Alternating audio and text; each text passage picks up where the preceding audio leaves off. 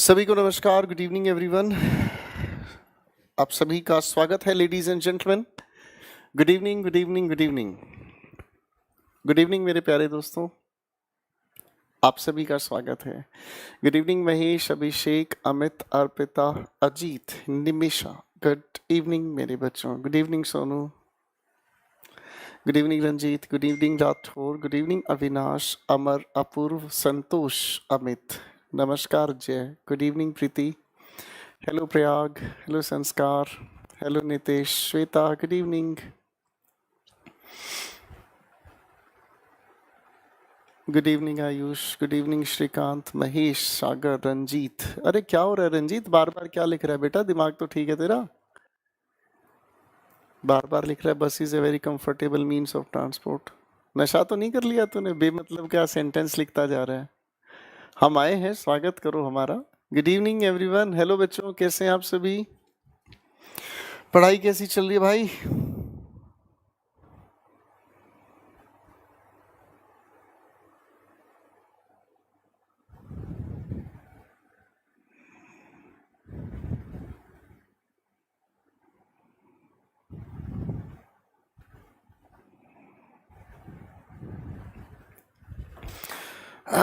Good evening, good evening, good evening. कैसे हैं आप सभी? Good evening Gopinath. Hello hello. मैं बिल्कुल ठीक हूँ, आप सभी कैसे हैं? पढ़ाई कैसी चल रही है? रिवीजन कर रहे हो हर रोज की क्लास की या नहीं? हेलो बेटा।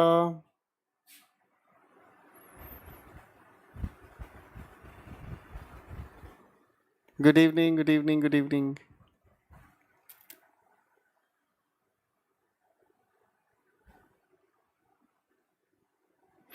Good evening Aditi, good evening Shivangi, good evening Ranjit, good evening Jaya, Mahesh, Sonu, Rishikesh, what a nice name. Good evening.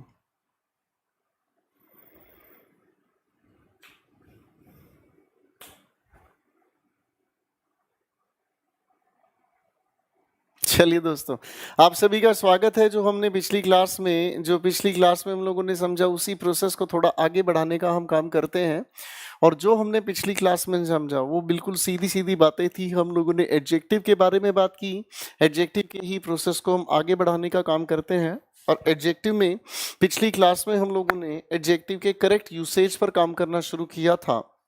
और करेक्ट यूसेज में सबसे पहले हम लोगों ने सम और एनी को समझने का काम किया। उसके बाद हम लोगों ने नो को समझने का काम किया। और इसी तरीके से बहुत सारे एडजेक्टिव्स हैं जिनके करेक्ट यूसेज आपके एग्जामिनेशन में पूछे जाते हैं। तुझे ना देखूं तो चैन मुझे आता नहीं है, रुक जा मेरे बेटा Amit. Good evening, good evening, good evening. सभी का सत्कार है, सभी का वेलकम है पढ़ने पढ़ाने के इस प्रोसेस में। चलिए फिर शुरू करते हैं, अपने आगे बातचीत को लेकर चलने का कोशिश करते हैं। और करेक्ट यूसेज में एक और अगले सवाल से मैं आप लोगों को मिलाने की कोशिश करूंगा। और ये जो सवाल है करेक्ट यूसेज से संबंधित है। आप लोगों से पूछा जाता है इन कुछ छोटे छोटे शब्दों के फर्क के बारे में।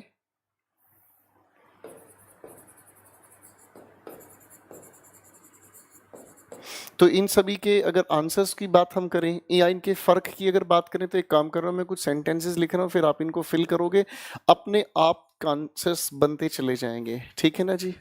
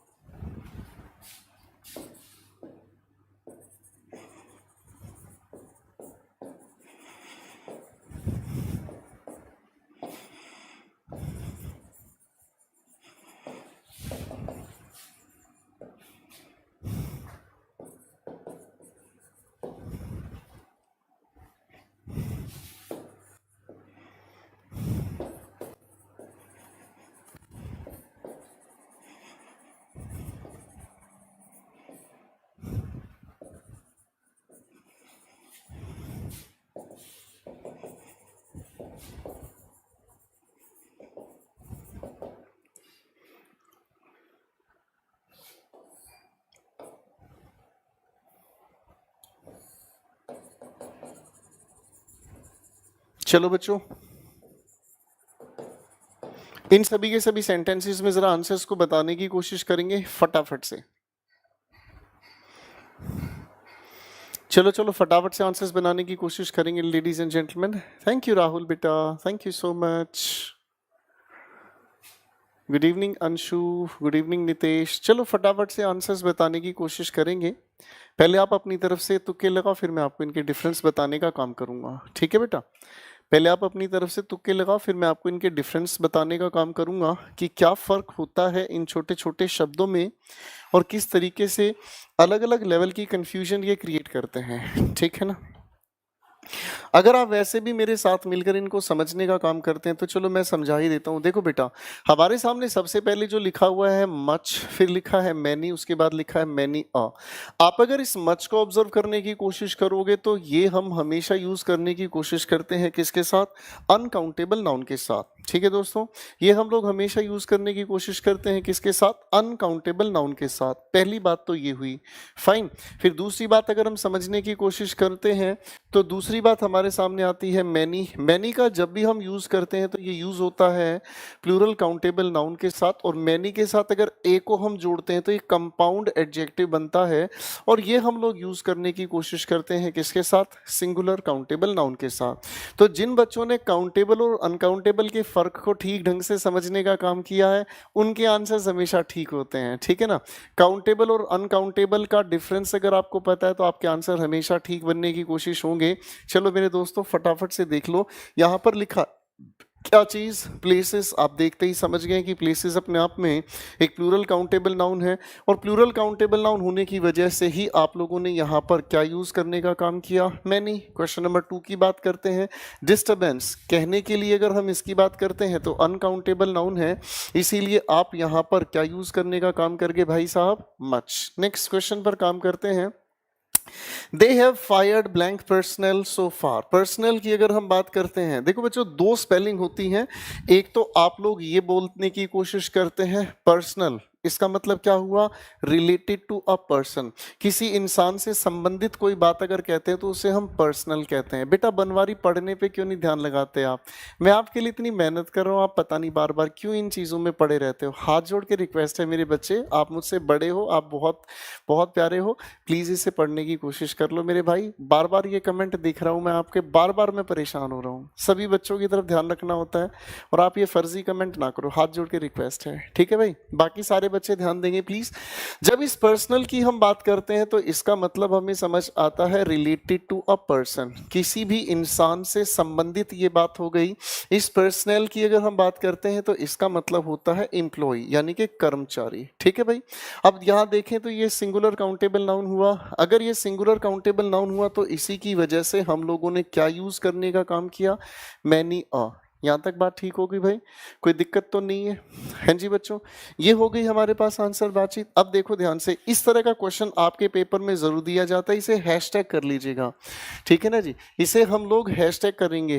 हाँ बेटा, कल वोकैबुलरी की क्लास में मेरी आवाज़ नहीं थी, इसीलिए क्लास आज जो कल हमने पढ़ी थी बेटा वो क्लास भी होगी और उससे आगे भी होगी। ठीक है मानसी, टेंशन मत ले मेरी बच्ची, सारी चीज़ें कंप्लीट होंगी। अब क्वेश्चन पर दिमाग लगाने की कोशिश करते हैं। ठीक है ना जी। अब अगर जयप्रकाश मैं देख रहा हूं बेटा, अब पढ़ते हैं क्वेश्चन को। अब यहां पर दो बातें हो सकती हैं।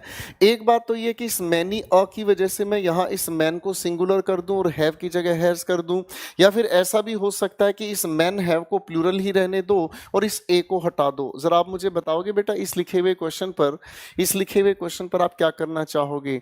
आप यहां इस ए को हटाना चाहोगे या इस मैन को सिंगुलर बनाना चाहोगे? जरा अपने कमेंट्स में मुझे आंसर देने की कोशिश करो फटाफट से। बेटा हैशटैग का मतलब है, ये क्वेश्चन काफी इंपॉर्टेंट है, कई बार पेपर में दिया जाता है। ठीक है प्रियंका बेटा, चलो हाँ जी,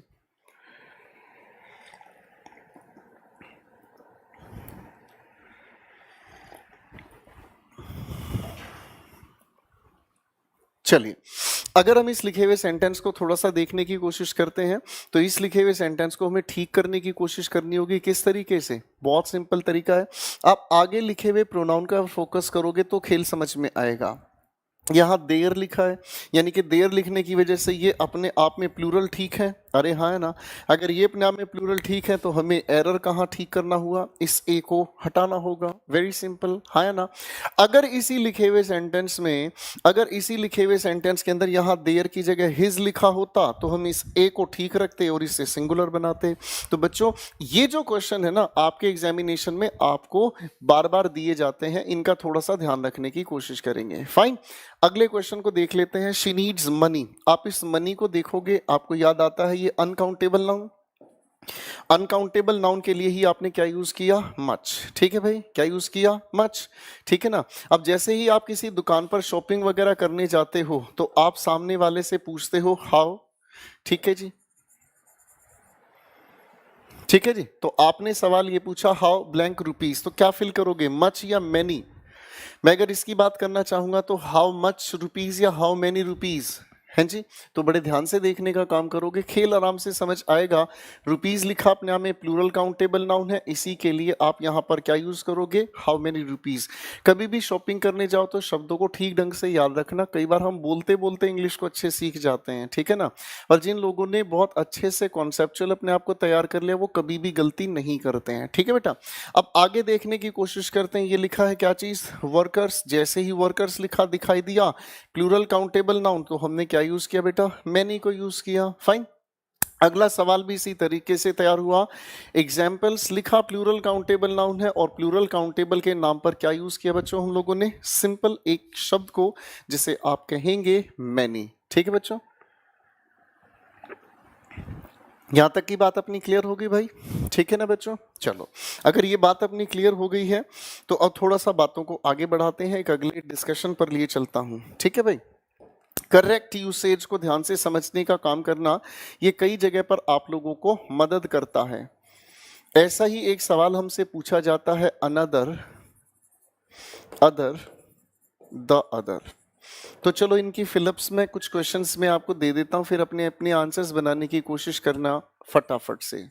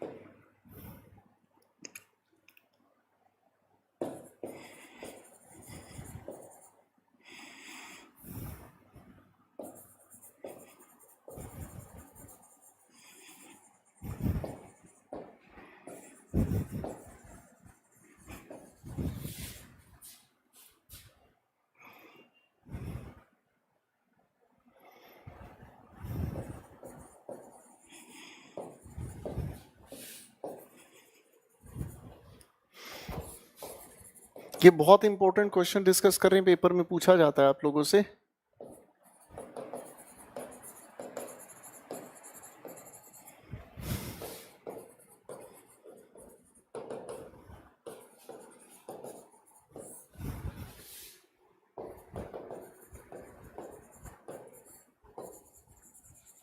मैंने आपके सामने कुछ क्वेश्चंस लिखे हैं, पहले ध्यान से इन सभी के सभी क्वेश्चंस को देखो बच्चों फटाफट से, उसके बाद आगे लेकर चलने की कोशिश करते हैं।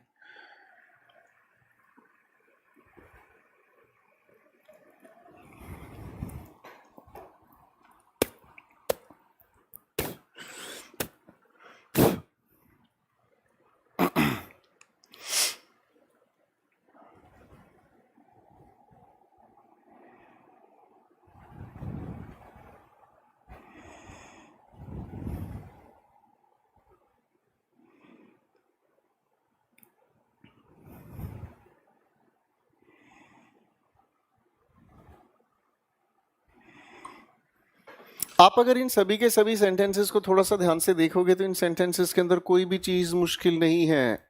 सर आप जो पढ़ाते हैं वो हमें कहीं नहीं पढ़ा और कहना कहीं कोई पढ़ाता है, सच में बहुत अच्छे इंसान है। अरे थैंक यू अभिषेक मेरी जान, पढ़ने पर दिमाग लगाओ। चलो फटाफट से क्वेश्चन पर दिमाग लगाते हैं। हमारे सामने ये जो 3 शब्द दिए ना, इनके पीछे कहानी क्या है थोड़ा सा इसे ध्यान से समझने का काम करते हैं। पहले मैं आप लोगों को वो बेसिक इंफॉर्मेशन बताता हूँ जो किताबों में देखने को मिलती है। अनदर की अगर हम बात करते हैं तो इसके साथ हम यूज करते हैं सिंगुलर काउंटेबल नाउन। अदर की अगर हम बात करते हैं तो इसके साथ हम यूज करते हैं प्लूरल काउंटेबल नाउन, ठीक है ना। और द अदर की बात कहें तो चाहे आप सिंगुलर चाहे आप प्लूरल काउंटेबल नाउन कोई भी इनके साथ यूज कर सकते हैं, ठीक है ना। अब सवाल धीरे धीरे कॉम्प्लिकेटेड होता जाएगा, समझना होगा हमें ध्यान से आखिर हुआ था क्या है, ठीक है ना। तो सवाल नंबर 1 की अगर हम बात करते हैं तो सवाल लिखा है कीर्ति डिमांडेड। सवाल लिखा है कीर्ति डिमांडेड, आगे लिखा किस तरह का नाउन है इस पर डिपेंड करता है, ठीक है ना भाई साहब। अगर हम देखने की कोशिश करते हैं इस बुक को तो ये बुक लिखा हुआ अपने आप में सिंगुलर काउंटेबल नाउन हुआ, इसीलिए आप लोगों ने यहाँ पर क्या यूज करने की कोशिश की, अनदर। क्वेश्चन नंबर 2 की बात करते हैं, she bought blank dresses for her party. Plural countable noun लिखने की वजह से हमने क्या यूज किया, अदर यूज किया। यहां तक कोई दिक्कत ही नहीं है भाई साहब, यहां तक कोई दिक्कत ही नहीं है, ठीक है बच्चों। अब एक सवाल उठता है हमारे सामने, माय डियर स्टूडेंट्स, अब एक सवाल उठता है हमारे सामने, आखिर कैसे हो रहा है ये सब कुछ, क्यों हो रहा है ये सब कुछ सिंगुलर और प्लूरल। तो आओ बच्चों इस बात को थोड़ा सा तफ्तीश करने की कोशिश करते हैं। अगर इस अनदर को हम हिस्से में तोड़ने की कोशिश करते हैं तो एन के साथ क्या लिखा है, अदर। और इस एन को ए और एन की ही वजह से हम लोग क्या यूज करने का काम कर रहे हैं, सिंगुलर काउंटेबल नाउन, भाई है ना। और जैसे ही हम इस एन को लिखा हुआ देख रहे हैं उसी की वजह से तो ये सिंगुलर काउंटेबल नाउन है। अब अगर हम लोग इसे प्लूरल काउंटेबल नाउन के साथ जोड़ रहे हैं इसी की वजह से इसका एन हट गया, कहानी खत्म हुई भाई, है ना। तो ये कहानी समझ में बिल्कुल आसानी से आ गई। अच्छा अब अगर मैं इस सेंटेंस में आप लोगों से पूछूं क्वेश्चन नंबर 3 के अंदर कोई गड़बड़ हुई क्या, मैं अगर आपसे पूछने की कोशिश करूं क्या क्वेश्चन नंबर 3 में कोई गड़बड़ हुई क्या है भाई, क्या आपके हिसाब से क्वेश्चन नंबर 3 में कोई गड़बड़ हुई क्या, हैं जी। क्वेश्चन नंबर 3 में कोई गड़बड़ हुई की, बिल्कुल मनीष आपका कमेंट आ रहा है बेटा। मैंने आपसे सवाल पूछा क्वेश्चन नंबर 3 में आपकी तरफ से कोई परेशानी है क्या, बताओगे जरा। पढ़ाई पे ध्यान दो बेटा, फालतू की बात मत करो, बहुत कॉम्प्लिकेटेड चीजों पर आप काम कर रहे हो। आप अगर इस लिखे हुए सेंटेंस को ध्यान से देखोगे तो आपके सामने गड़बड़ सामने साफ नजर आ रही होगी, और वो क्या है कि जब अदर के साथ एन हमने जोड़ा इसी वजह से सिंगुलर काउंटेबल नाउन है। और किसी भी लिखे सेंटेंस में आर्टिकल से पहले आर्टिकल करने का क्या करेंगे, यानी कि ये अपने आप में हो गया हमारे सामने सुपरफ्लोस, अरे हाँ है ना। तो इसका मतलब ये समझ में आता है कि हमारे सामने अगर किसी भी लिखे हुए सेंटेंस के अंदर एन अनदर लिखा हो तो एन क्या लिखा हो गया, सुपरफ्लोस हुआ। अच्छा मैं अगर लिखने की कोशिश करता हूं द अनदर तो भी आप कहोगे सर फिर भी गड़बड़ हो गई, या तो द को ठीक करो एन को हटाओ, या एन को ठीक करो तो द को हटाओ। अब आपके दिमाग में आता है कि सर ये द अदर क्या चीज हो गई है ना, द अदर क्या चीज हो गई है, ठीक है ना। जब द अदर की हम बात करते हैं तो द का हम यूज करते हैं जब जब बातचीत आ रही है हमारे सामने, कौन सी सेंस में, स्पेसिफिक सेंस में, अरे हाँ है ना, कौन सी सेंस में आ रही है, स्पेसिफिक सेंस में। अब इस लिखे हुए सेंटेंस को अगर हम ध्यान से देखते हैं, लिखा हुआ है the another problem of Indian government is दल बदल, है ना जी। तो इसका मतलब स्पेसिफिक सेंस अगर बनाना चाहते हैं कि भारतीय जो राजनीति है इसकी ना, एक भारतीय जो सरकार है उसकी एक स्पेसिफिक प्रॉब्लम है दल बदल की घटना, तो द को ठीक माने हमने इसको हटाने का काम किया, बात समझ रहे हैं, ठीक है। अब क्वेश्चन नंबर 5 को ध्यान से देखो, लिखा है she held an umbrella in one hand and a bag in blank the other. किसी भी इंसान के 2 ही हाथ होते हैं, अरे हाँ है ना, किसी भी इंसान के 2 हाथ होते हैं। अब किसी एक इंसान ने अगर एक हाथ में अम्ब्रेला यूज किया है तो दूसरे हाथ में बैग रखा, यानी कि दूसरा हाथ इस हिसाब से स्पेसिफिक हो गया। तो ऑब्जर्व करने की कोशिश करना, अगर किसी इंसान ने एक हाथ में क्या लिया, अम्ब्रेला लिया, तो दूसरे हाथ में जो भी वो चीज रखेगा वो दूसरा हाथ तो स्पेसिफिक हो गया। अगर दूसरा हाथ स्पेसिफिक हो गया तो हमें यहां पर मेंशन करना होगा द अदर हैंड, समझ आया बेटा। चलो अगर ये वाली बात क्लियर है तो इस वाले क्वेश्चन का आंसर आप सभी फटाफट से अपने कमेंट्स में देकर दिखाएं। इस क्वेश्चन में फटाफट से आंसर बताने की कोशिश करें। अब आओ बेटा स्पीड से आंसर्स बताने की कोशिश करो।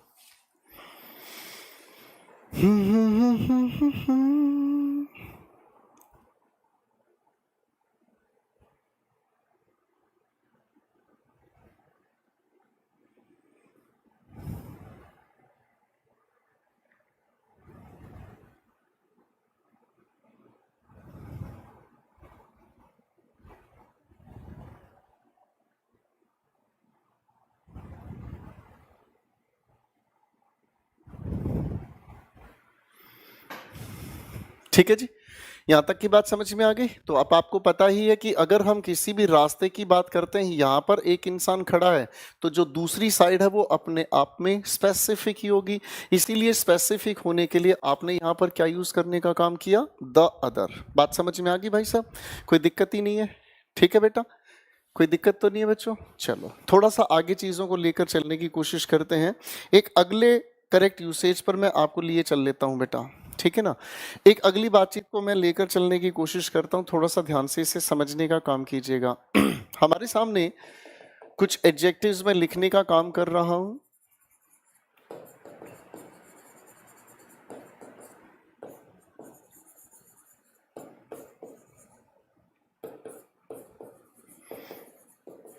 हमारे सामने 6 एडजेक्टिव्स हैं और ये 6 के 6 एडजेक्टिव्स आपको बहुत ज़्यादा कंफ्यूज करते हैं, एग्जामिनेशन के फेवरेट हैं। एग्जामिनेशन बार बार आप लोगों से इनसे संबंधित सवाल पूछने का काम करता है, तो इसे थोड़ा सा ध्यान से देखने का काम करें, ठीक है बच्चों।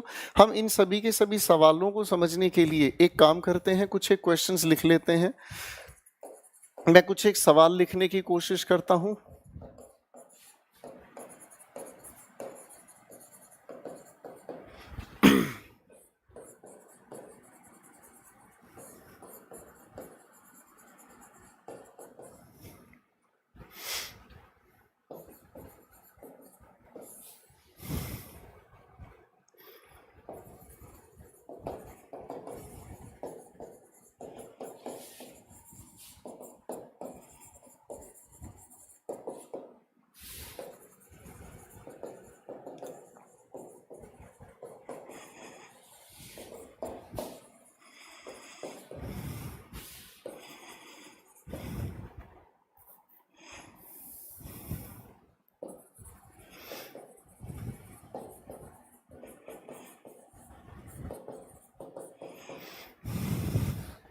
चलो एक क्वेश्चन और लिखता हूं।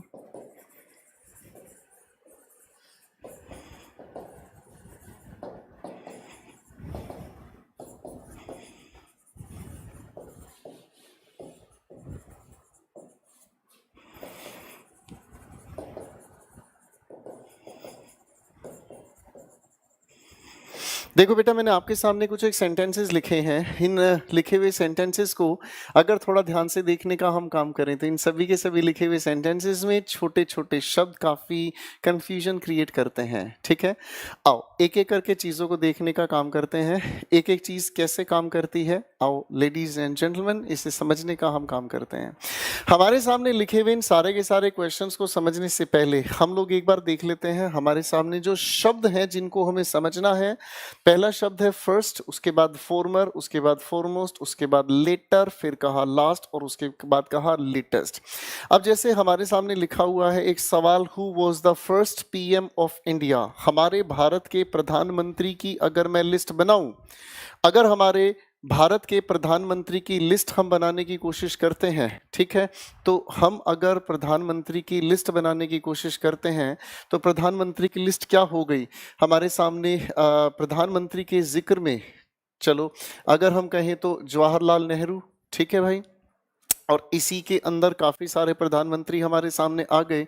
और एक तरफ हो गया आपका नरेंद्र मोदी, से पहले आपका मनमोहन सिंह, बीच में कहीं पर इंदिरा गांधी, बीच में कहीं पर राजीव गांधी, बीच में कहीं चरण सिंह, कहीं कोई कहीं कोई। हम लोग चाहें तो एक छोटी सी खूबसूरत सी लिस्ट बना सकते हैं, फाइन। अब अगर इन सभी की सभी लिस्ट में लिखे हुए नाम को, लेडीज एंड जेंटलमैन, अगर हम इनमें लिखे हुए लिस्ट के नाम को पहचानने या पूछने का काम करें तो ये छोटे छोटे एडजेक्टिव्स हमारी मदद करते हैं। आओ बड़े ध्यान से इन चीजों को देखने की कोशिश करते हैं। हमारे सामने लिखा हुआ है सबसे पहले first, who was the first PM of India. बच्चों जब इस फर्स्ट का आप यूज करते हो तो फर्स्ट हमें बतलाने का काम करता है ऑर्डर। ऑर्डर को हम कहते हैं क्रम, क्रम हम लोगों ने कल भी समझा था, जो हमें सीक्वेंस बताता है, ठीक है ना। इसका मतलब जब हमारे सामने बहुत सारे हैं तो जो सबसे पहले आया वो फर्स्ट हुआ, और जो सबसे आखिर में आया उसे हम लास्ट कहते हैं। यानी कि इसका मतलब जो फर्स्ट का ऑपोजिट है वो क्या हुआ, लास्ट। लास्ट भी हमें क्या बताने का काम करता है, ऑर्डर। यानी कि ऑर्डर का मतलब क्या हुआ, क्रम, ठीक है। अब अगर मैं आपसे पूछ रहा हूं एक सवाल, who was the first PM of India, क्रम में सबसे पहले किसका नाम है, तो ये हुआ आपकी तरफ से क्या, जवाहरलाल नेहरू। खत्म हुई बात। अगर यही सवाल पूछा जाए, who is the last PM of India, sir इस क्रम में जो सबसे आखिर में है वो कौन है, आपका नरेंद्र मोदी, नाम यहां पर आ गया। यहां तक तो कोई दिक्कत नहीं भाई, ठीक है। यहां तक तो कोई दिक्कत नहीं बच्चों, अरे बोलो ना यार, बोल नहीं रहे हो, यहां तक कोई दिक्कत तो नहीं भाई, ठीक है। आगे चढ़ने की कोशिश करते हैं।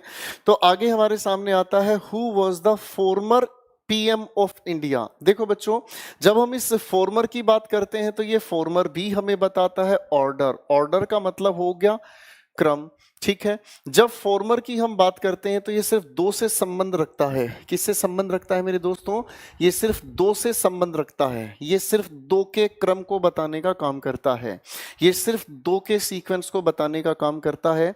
और जब ये सिर्फ दो के सीक्वेंस को बताने का काम करता है तो दो में जो पहले पर आया वो फॉर्मर हुआ, और दूसरे पर जो आया उसे हम लेटर कहते हैं।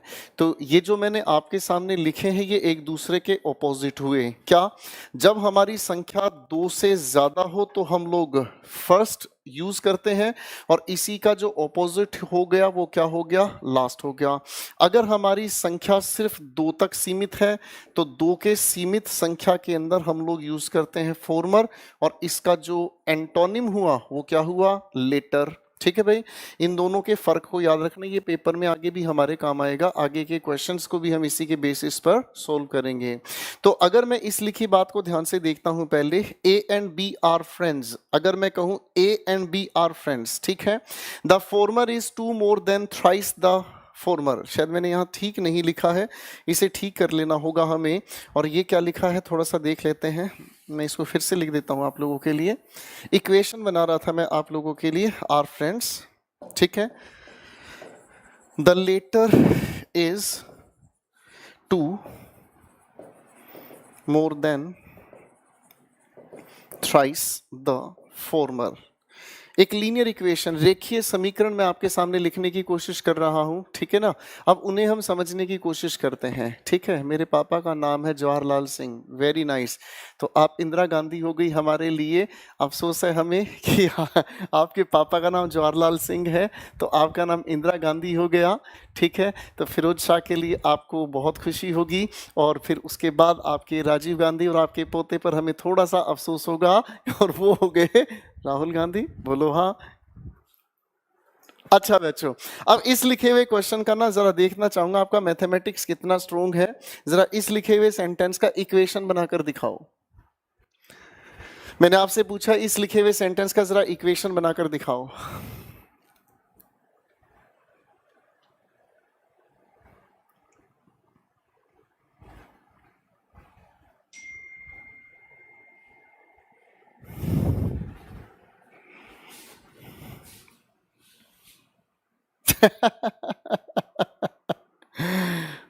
हाँ जी, हाँ जी, हाँ जी। प्रभात हंस रहा है, गरिमा भी हंस रही है, मुकुल भी हंस रहा है, अर्चना भी हंस रही है, शिवांगी भी हंस रही है। अरे चलो चलो, कोई बात नहीं बेटा जितेंद्र, अब पढ़ो, अब मस्ती से पढ़ो, ठीक है। रंजन पढ़ो बेटा, चलो चलो। आप अगर इस लिखे हुए सेंटेंस को ध्यान से देखने का काम करते हैं, ए और बी दोनों के दोनों दोस्त हैं। मैं अगर आपसे पूछूं लेटर का मतलब क्या हुआ, आपने कहा लेटर का मतलब हुआ बी, और फॉर्मर का मतलब क्या हुआ, ए, हाँ है ना। तो सीक्वेंस बनता है लेटर, इसका मतलब इक्वल हुआ टू मोर, यानी कि टू मोर हुआ।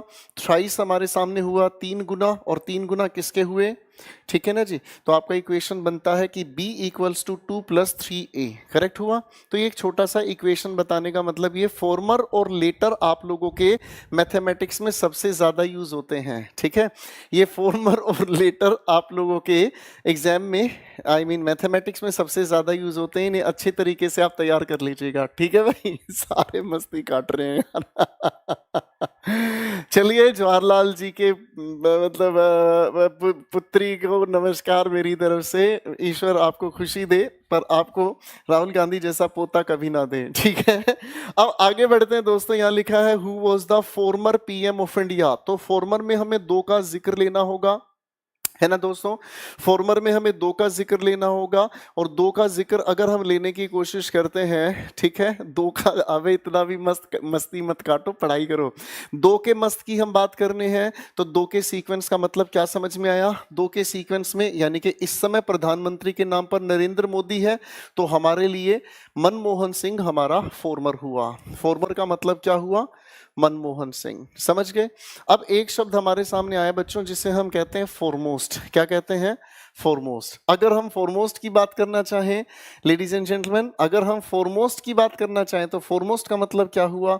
फॉरमोस्ट का मतलब हमारे सामने आया जो सबसे ज्यादा इंपॉर्टेंट है। तो फॉरमोस्ट का अगर हम मीनिंग तैयार करना चाहें तो इसका अर्थ हो गया मोस्ट इंपॉर्टेंट। क्या लिखा मैंने, मोस्ट इंपॉर्टेंट, जो सबसे ज्यादा महत्वपूर्ण है। अब प्रधानमंत्री की इस लिस्ट को हम कितना भी लिख लें तो प्रधानमंत्री की इस लिस्ट में जो सबसे ज्यादा इंपॉर्टेंट है वो क्या है। प्रधानमंत्री की लिस्ट में अगर पूछा जाए कि सबसे महत्वपूर्ण प्रधानमंत्री कौन है भाई, तो जवाहरलाल की बेटी सबसे ज्यादा इंपॉर्टेंट है। और इस हिसाब से हम लोगों ने इंदिरा गांधी का जिक्र किया जिसे आयरन लेडी भी कहा जाता था, ठीक है भाई। ठीक है। तो जवाहरलाल की बेटी सबसे ज्यादा इंपॉर्टेंट है, इसका मतलब उनका नाम क्या है, इंदिरा गांधी, ठीक है ना। माफ कीजिएगा मैं कभी कभी इधर उधर निकल जाता हूं, कोई प्लीज अपने बाप बुरा मत मानना, ठीक है भाई। अब आ जाओ बच्चों इन क्वेश्चंस को भी देख लेते हैं। सबसे पहला सवाल लिखा है व्हाट इज द लास्ट या लेटेस्ट अपडेट। आप लोगों ने मेरे साथ नाउन के दौरान पढ़ा था कि सर अपडेट होता ही लेटेस्ट है। लेटेस्ट कहना इसके साथ ठीक नहीं, लास्ट अपडेट कहना ठीक होगा। लेटेस्ट इनफैक्ट बताने की कोशिश किस चीज के बारे में करता है, रिसेंट। और रिसेंट का मतलब ये बताने की कोशिश करता है हमें समय के बारे में। ये किस चीज के बारे में बताने की कोशिश करता है बच्चों, हमें ये बताने की कोशिश करता है हमें समय के बारे में। समझ में आ रही है बातचीत, ठीक है। आर्यन कह रहे ये टॉपिक कभी नहीं भूलेंगे। भूलने तो मैं तुम्हें कुछ भी नहीं दूंगा, ठीक है ना। मस्ती के साथ पढ़ो, टेंशन फ्री होके पढ़ो, सारी चीजें तुम्हें क्लियर होती चली जाएंगी, ठीक है ना।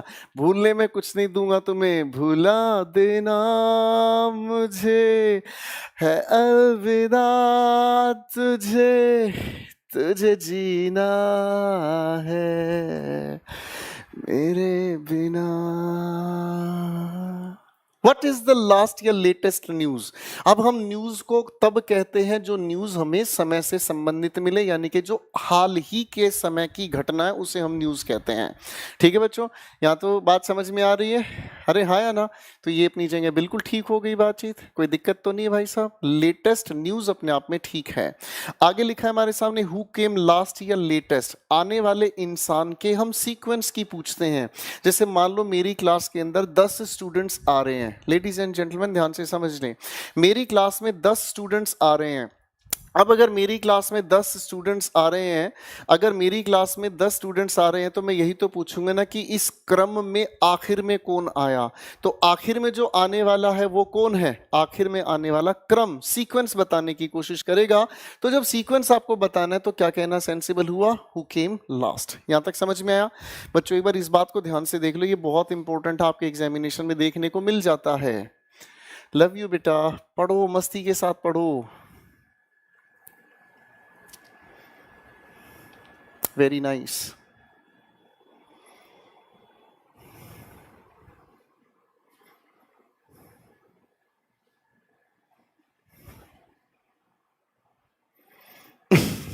चलो ठीक है।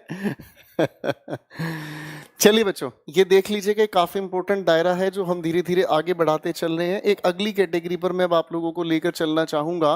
देखो, दो शब्द आते हैं, बच्चे अक्सर इनके बारे में पूछने की कोशिश करते हैं। एक हुआ ईच, एक हुआ एवरी।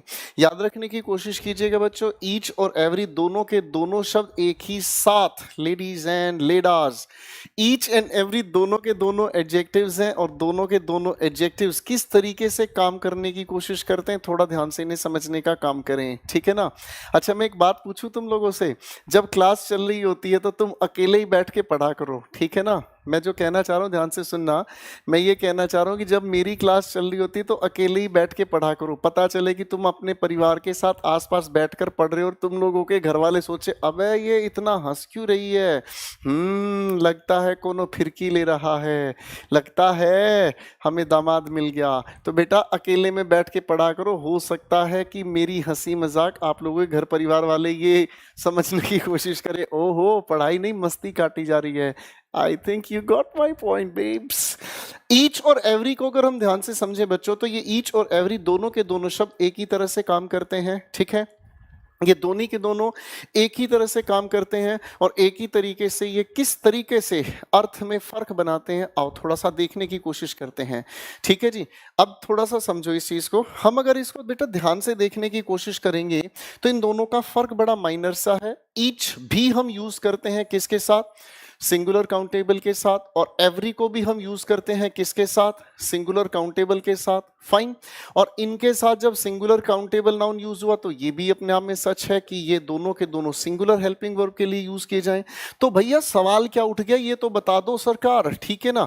अब अगर मैं आपके सामने सवाल देने की कोशिश कर रहा हूं तो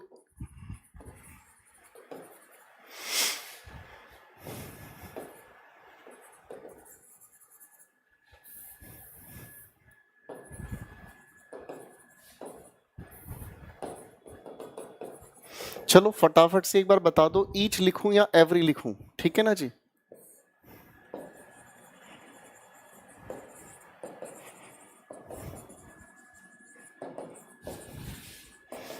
मैं आप लोगों को एक चीज बता चुका हूं बच्चों कि आप लोगों के एग्जामिनेशन में ना, लेडीज एंड जेंटलमैन, आप लोगों के एग्जामिनेशन में ये चीज हमेशा याद रखना, सब्जेक्ट वर्ब एग्रीमेंट नाम का कोई अलग से टॉपिक नहीं होता। सब्जेक्ट वर्ब एग्रीमेंट की अगर हम बात करते हैं तो सब्जेक्ट वर्ब एग्रीमेंट सारे पार्ट्स ऑफ स्पीच का निचोड़ है, और जैसे जैसे हम आगे बढ़ेंगे तो खुद ही समझ में आ जाएगा कि सब्जेक्ट वर्ब एग्रीमेंट के नाम पर कितना बड़ा धोखा हमारे साथ आज तक हुआ है। तो टेंशन फ्री होकर एक एक चीज को पढ़ते चले जाओ, बाकी बाबा भोलेनाथ सबकी कृपा करेंगे, ठीक है भाई। हमारे सामने लिखा हुआ है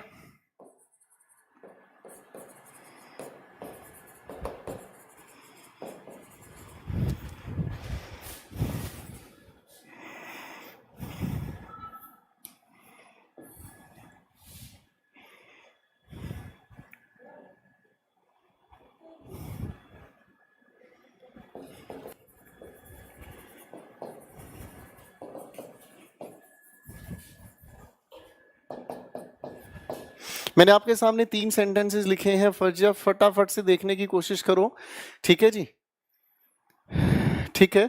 फटाफट से बेटा इन सेंटेंसेस को देखने की कोशिश करो, ठीक है भाई।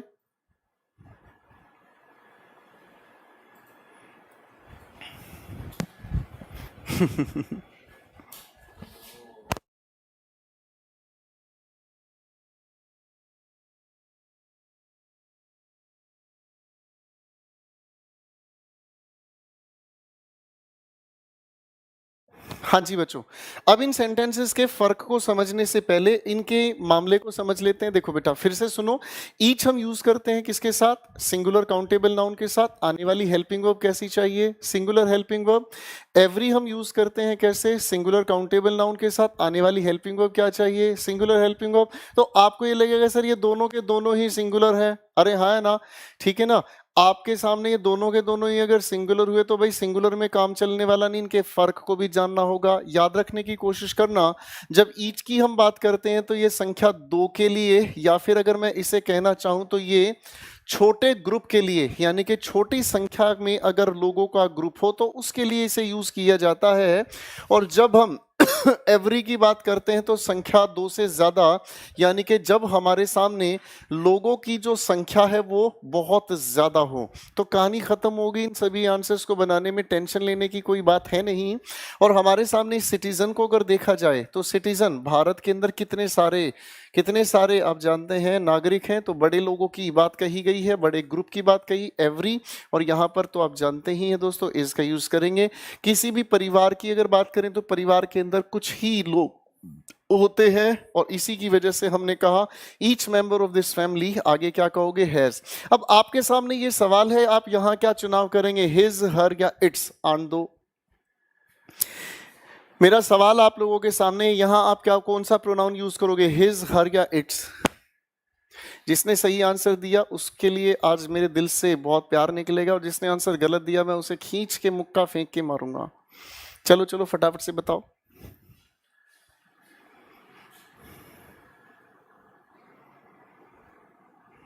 बेटा इस सवाल की अगर हम बात करते हैं तो शाबाश, बिल्कुल सही आंसर दिया है राठौर साहब, आपने आंसर गलत दिया। आपको मिलता है एक जोरदार मुक्का जिसे मैं यहीं से फेंक के मारने वाला हूं, नालायक इंसान। कॉमन जेंडर की प्रायोरिटी चल रही है यहां पर, कॉमन जेंडर की प्रायोरिटी के मुताबिक क्या यूज करोगे, ठीक है भाई। अब आओ बच्चों इस लिखी हुई बातचीत पर करते हैं काम। अगर हम इस स्टूडेंट को ध्यान से देखने की कोशिश करते हैं तो student 2 point of view convey करता है ना। Student 2 point of view convey करता है। अगर हम किसी क्लास से संबंधित इस बात को जोड़ने की कोशिश करते हैं तो ईच कहा जा सकता है। और अगर मान लीजिए हम इस स्टूडेंट की अगर बात करते हैं तो वो स्टूडेंट जो किसी पर्टिकुलर एग्जाम की तैयारी कर रहे हैं। अब जैसे अगर मान लो आप एसएससी सीजीएल की बात करो, लाखों स्टूडेंट्स इसके लिए तैयारी करते हैं, आप लोग जानते हैं ना बेटा।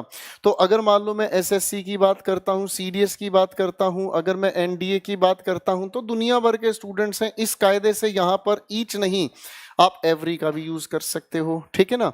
तो कभी कभी हमें सिचुएशन के अकॉर्डिंग देखने की कोशिश करनी पड़ती है, ठीक है बेटा। तो आखिरी सवाल में ईच या एवरी आप कुछ भी फिल कर सकते हैं, ठीक है भाई। यहां तक की बात समझ आ गई भाई सब, हैं जी। चलो थोड़ा सा आगे इस बात को देख लेना बच्चों अच्छी तरीके से, आराम से।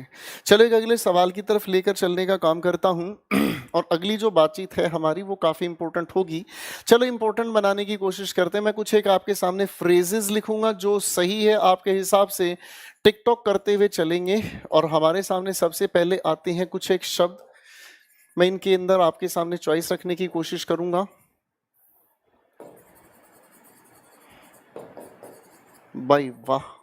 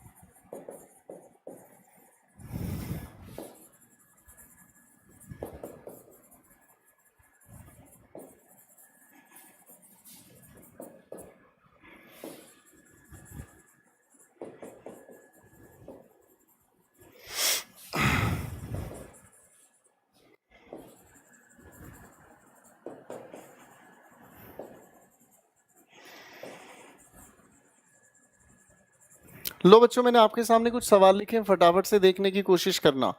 बेटा सौरभ आपका ये जवाब है, आपका ये जो सवाल है इसका जवाब हम इस एडजेक्टिव के लास्ट लेवल पर काम करेंगे। एडजेक्टिव बहुत बड़ा टॉपिक है, एडजेक्टिव के अंदर बहुत सारी चीजें समझने की है। एडजेक्टिव का मीनिंग, एडजेक्टिव की अरेंजमेंट, एडजेक्टिव के टाइप्स, एडजेक्टिव के करेक्ट यूसेज। इसके बाद हम समझेंगे एडजेक्टिव्स के अंदर एक और खास बात जिसे हम कहते हैं डिग्रीज ऑफ कंपैरिजन। तब तक के लिए देखते रहिए सामने। अब फालतू की बातें करेगा ना मैं तेरे को ऊपर से उड़ा देगा, बता रहे ला मैं तेरे को। चलिए बिडू लोग फटाफट से इनमें से जो ठीक है जो गलत है फटाफट से आने दो। योर ग्रेट सर, आपके बताए हुए लॉजिक समझ में आ जाते हैं। अरे भाई साहब मजा आ जाएगा, चिंता ना करनी। थैंक यू मुकुल बेटा।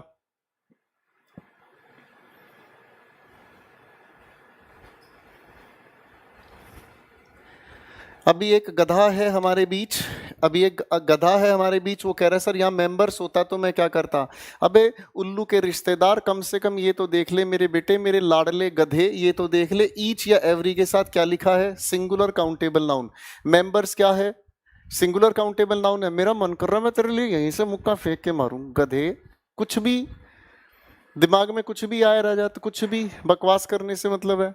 ये सिंगुलर काउंटेबल नाउन आएगा, जबरदस्ती यहाँ मेंबर्स लिखोगे तो कुछ भी नहीं आएगा। ले बदतमीज। चलो बेटा, इन सभी की सभी बातों को एक बार ध्यान से देखें। फर्जी कमेंट करने पर लगा रहता है कुछ भी।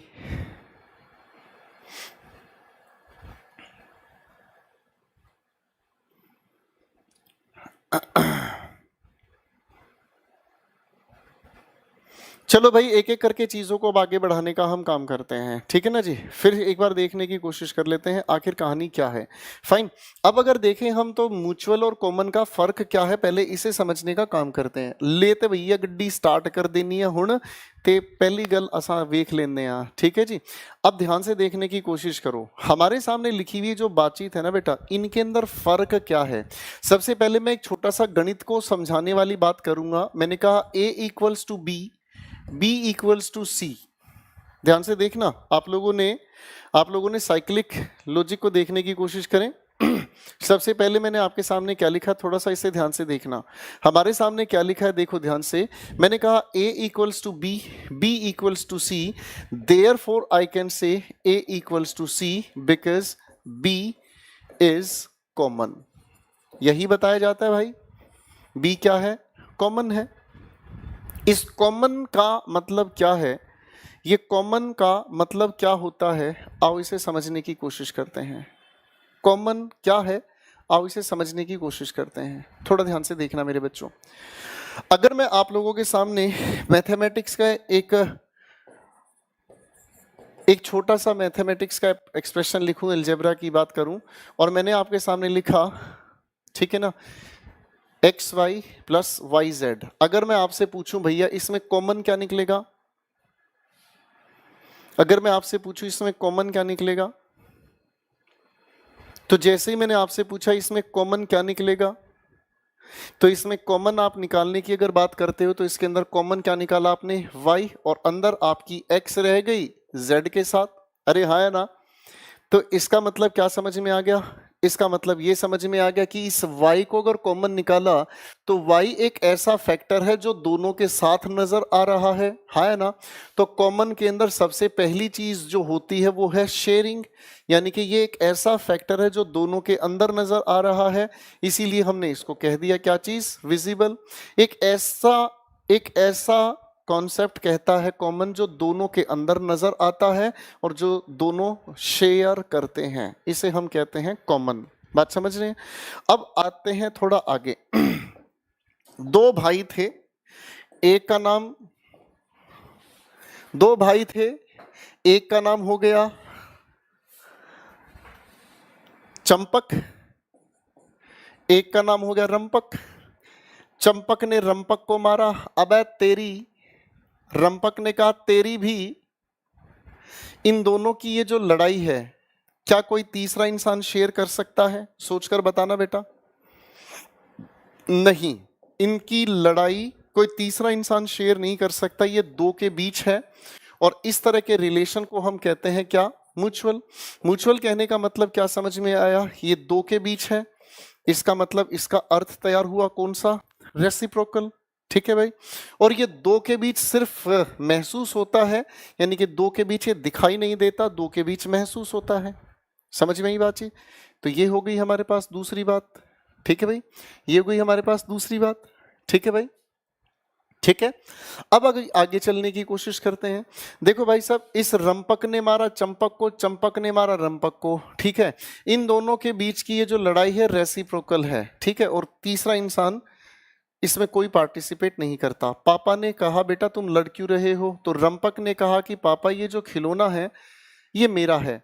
तो पापा ने कहा बेटा इस खिलौने के तुम भी चलाओगे और तुम भी चलाओगे। इसका मतलब ये कार दोनों के बीच क्या हो गई, कॉमन, क्योंकि कार को शेयर करना है इन दोनों को, और दोनों के बीच में ये कार विजिबल हो गई। अरे भाई हाँ है ना।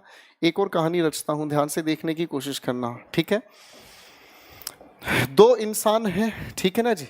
दो इंसान हैं, ठीक है, और दो इंसान हैं और इन दोनों के दोनों इंसान के बीच डेटा ट्रांसफर हो रहा है। दो दिल मिल रहे हैं मगर चुपके चुपके। अब दोनों लोगों के बीच डेटा ट्रांसफर हो रहा है, तो ये दोनों का जो रिलेशनशिप है वो कौन सा होगा, कॉमन या म्यूचुअल? जरा बताने की कोशिश करें। इन दोनों के बीच का ये जो रिलेशन है वो कौन सा होगा, कॉमन या म्यूचुअल? अरे भाई, जब दो के बीच के रिश्ते की बात कही जा रही तो तीसरे का कोई लेना देना है नहीं। अरे हाँ, है ना? बात समझ रहे? तो इसका मतलब तीसरे से कोई लेना देना नहीं है, तो तीसरा क्या हुआ? अरे हाँ, है ना? यानी कि इन दोनों का ये जो प्यार है वो म्यूचुअल हुआ। समझ आई बातचीत भाई? हाँ, है ना? तो खैर, इस सारे के सारे एग्जाम्पल्स के आधार पर हम लोगों ने जो समझने का काम किया वो क्या है, आओ बेटा इसे थोड़ा सा देखने की कोशिश करते हैं। इस सारी बातचीत से हमने समझने का काम किया है, थोड़ा ध्यान से देखना। हम लोगों ने समझने का काम किया है यहाँ पर एक बातचीत को कि कॉमन दो के बीच शेयर होता है, दो के बीच नजर आता है। म्यूचुअल दो के बीच होता है लेकिन इसमें कुछ भी चीज दिखाई नहीं देती। खत्म होगी बात। अब अगर हम थोड़ा सा देखने की कोशिश करते हैं तो यहाँ ये जो सीक्वेंस है, मैं इसी चीज को क्वेश्चन पर लेकर आता हूं। मान लो मैंने कहा ए का फ्रेंड बी है और बी का ही फ्रेंड सी है। मैंने कहा ए का दोस्त बी है और बी का ही दोस्त सी है, तो इसका मतलब ए और सी आपस में दोस्त बन सकते हैं। क्यों? क्योंकि बी इन दोनों के बीच क्या है, क्या है, कॉमन है। इसका मतलब पहली जो लिखी है बात म्यूचुअल फ्रेंड, ये कहना बिल्कुल गलत है। इनफैक्ट ग्रामर किसे ठीक करेगी, कॉमन फ्रेंड को ठीक करेगी। ठीक है,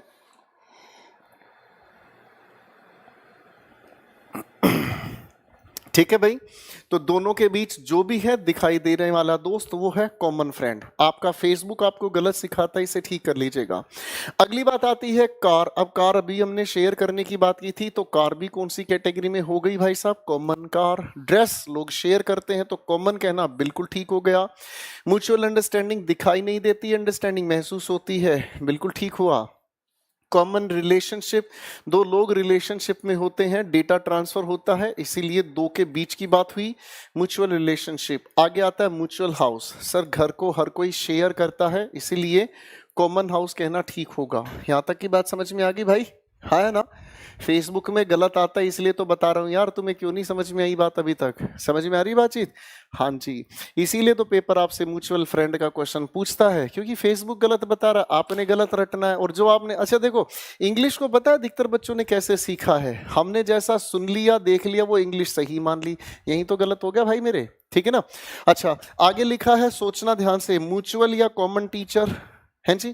तो टीचर को तो आप शेयर करते हो, अभी मैं आपको पढ़ा रहा हूँ, आपके बाद किसी और बैच को पढ़ाऊंगा, आपसे पहले किसी और बैच को मैं पढ़ा रहा था, तो बेसिकली कॉमन टीचर कहना बिल्कुल सही हो गया है। ठीक है भाई। अगली बात को अगर देखने की कोशिश करते हैं, लिखा है हमारे सामने म्यूचुअल या कॉमन अटेंडेंट। अटेंडेंट कॉमन होता है, किसी भी स्टाफ में एक अटेंडेंट किसी को और किसी और को सर्व करता है। समझ में आई बात? आगे हमारे सामने लिखा है क्या चीज, म्यूचुअल या कॉमन फादर। देखो भाई साहब, पापा दिखाई देते हैं, एक बात। दूसरी बात, पापा को कोई शेयर नहीं करता। पापा पापा होते हैं, पापा को कोई शेयर नहीं करता कि आज हम रख लेते हैं पापा को, थोड़े दिन बाद पापा को पड़ोसियों के घर छोड़ देते हैं, पड़ोसी की आंटी का दिल लग जाएगा, ऐसी छिछोरी हरकत नहीं। तो ये म्यूचुअल और कॉमन फादर के साथ लिखना सुपरफ्लूअस हुआ। ठीक इसी तरीके से एग्रीमेंट होते ही दो के बीच है, तो कॉमन और म्यूचुअल दोनों कहना सुपरफ्लूअस होता है। ये आपके पेपर के लिए इंपॉर्टेंट हो गया। सुपरफ्लूअस कैटेगरी से म्यूचुअल कॉमन पूछ लिए जाते हैं। ठीक है जी, चलो फटाफट से आगे पढ़ने की कोशिश करो।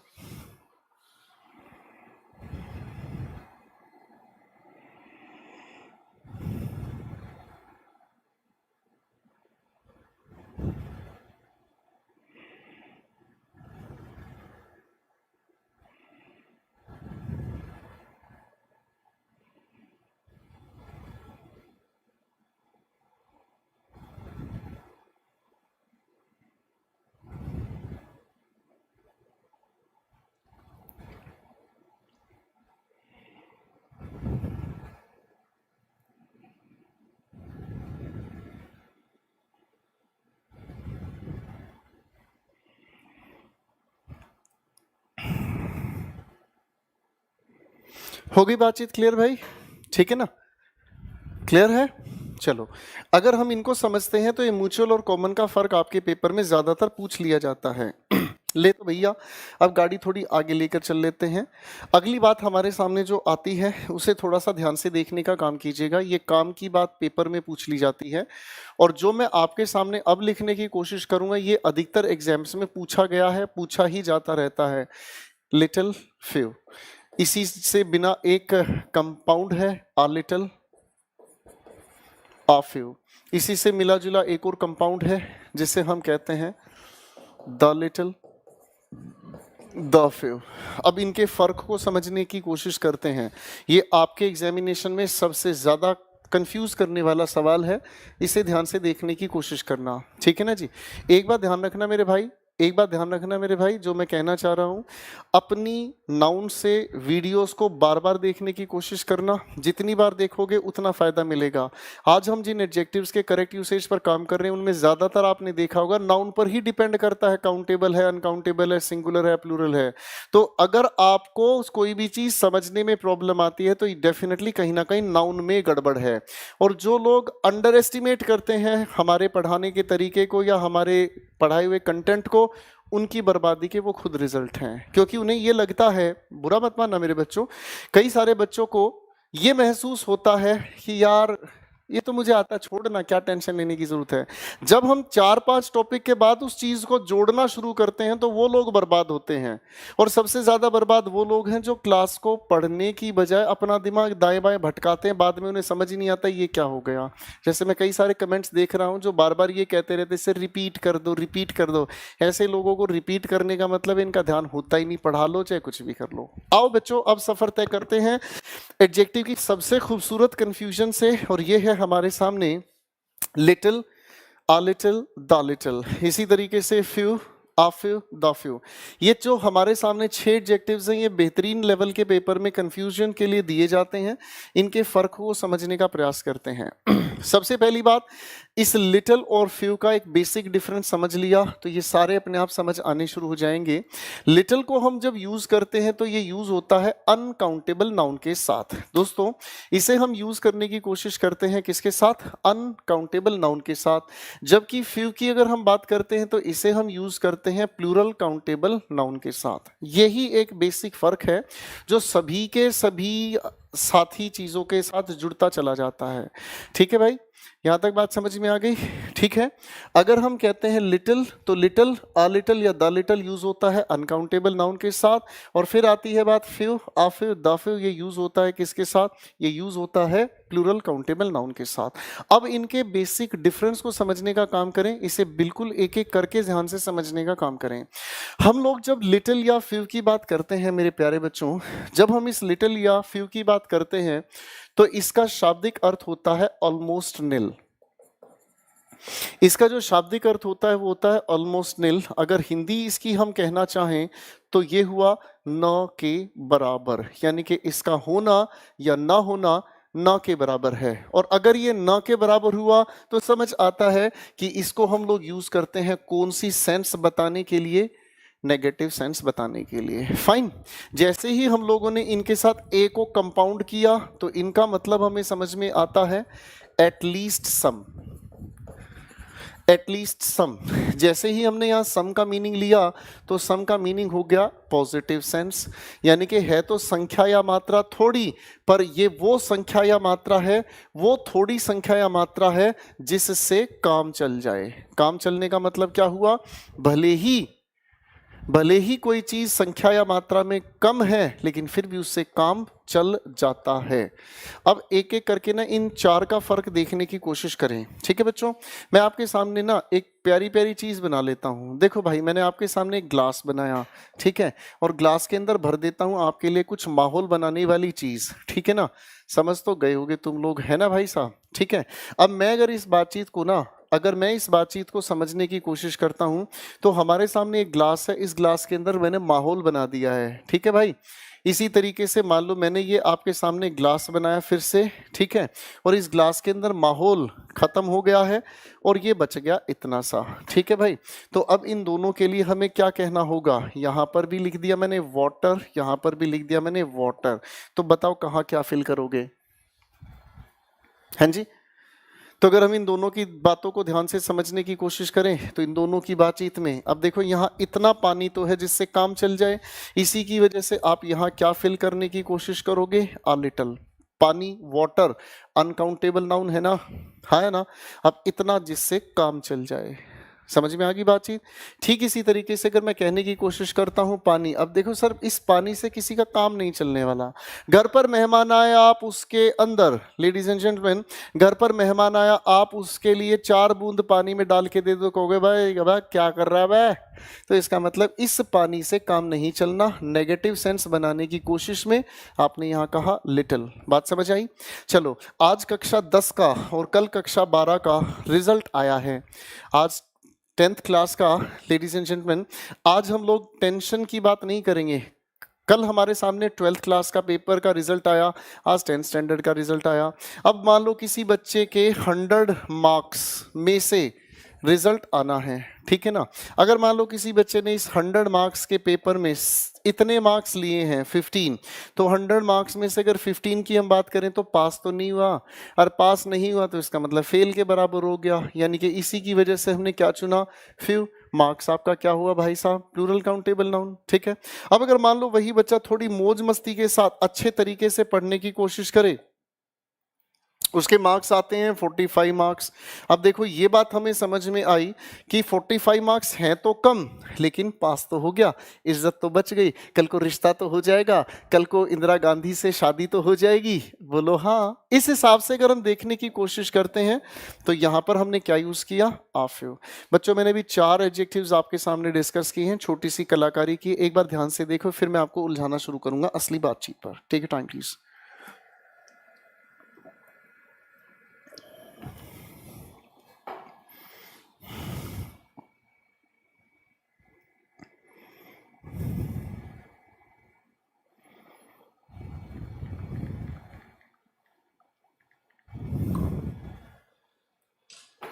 यहां तक की बात समझ में आ गई? ठीक है, चलो।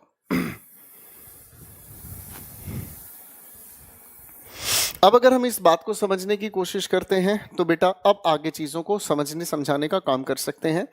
जब हम इनकी बात कर रहे हैं तो यहां आर्टिकल द का यूज हुआ है, अरे हाँ है ना।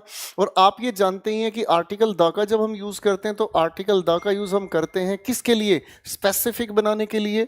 इसका मतलब जब द लिटिल या द फ्यू की हम बात करते हैं तो ये स्पेसिफिक बनाने का मतलब पॉइंट आउट करते हैं, यानी कि वो थोड़ी संख्या मात्रा जिसकी तरफ आप पॉइंट आउट करने की कोशिश करते हैं, ठीक है ना जी। तो एक काम कर लेते हैं, फटाफट से 2-4 सवाल लिखते हैं, 6 के 6 क्वेश्चंस को, यानी कि 6 के 6 एडजेक्टिव्स को फटाफट से फिल करने की कोशिश करते हैं।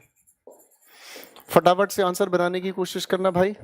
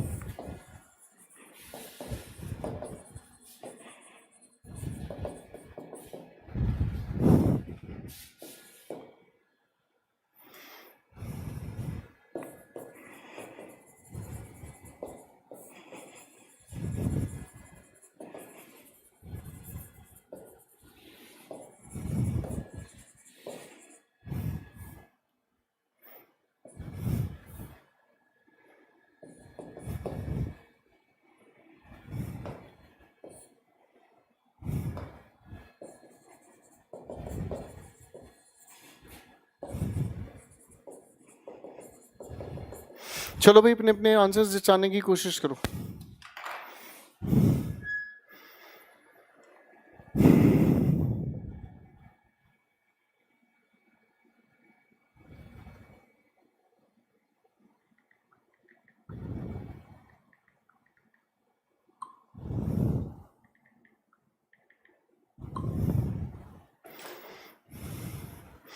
मैं इस बात के लिए आपको समय देना चाहूंगा बेटा, क्योंकि ये अगर ध्यान से समझ लिया तो समझ लो सारी की खेल क्लियर है। प्लीज एक बार एक एक करके सारे आंसर्स को बनाकर दिखाओ यार।